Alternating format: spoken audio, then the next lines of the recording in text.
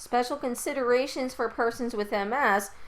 Once again, there's going to be a wide individualization of programming because of their level of progression, their type of MS, and people may have difficulty exercising during flare-ups. It may be very difficult. They may experience flu-like symptoms, and it's going to be challenging for them to get out of bed.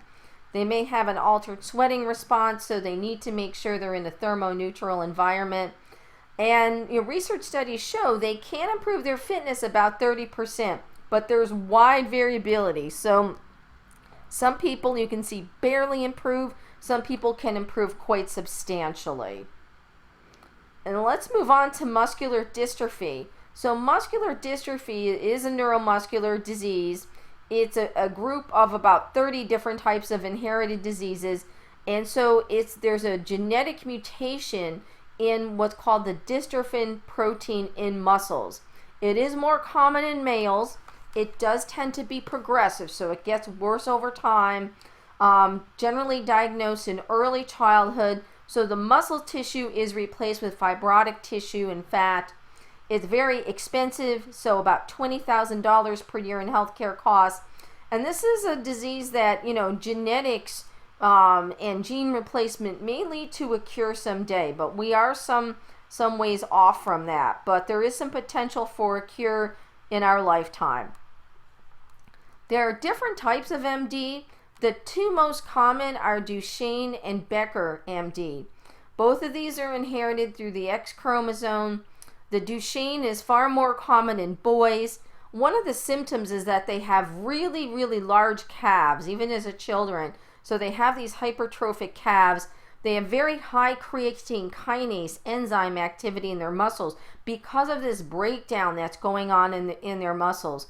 Most of these children are in wheelchairs by age 10. So if you go to something like the MDA camp, we've had students who volunteer with that every summer.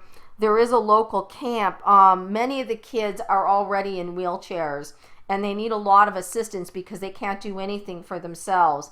They do tend to have a very short lifespan and may live to be only in their 20s.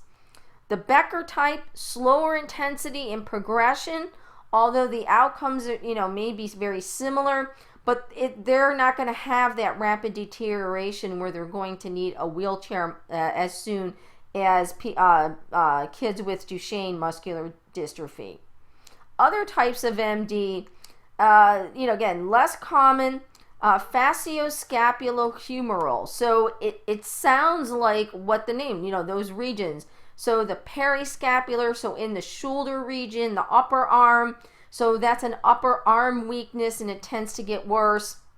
Limb girdle, another one that's inherited. So limb girdle, so deltoids, pecs, upper arms, quadriceps, hip flexors. So in the limbs, myotonic can be an adult onset, and it causes premature cataracts.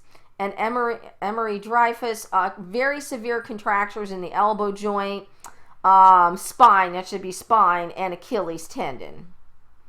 An early symptom of MS is Gower sign. So this is when a young child has difficulty standing. So you can see they really have this trouble, and that they've got to sort of use their hands to sort of prop themselves up using their thighs. So they have trouble with their balance, and that can be a sign in toddlerhood that the child has MD.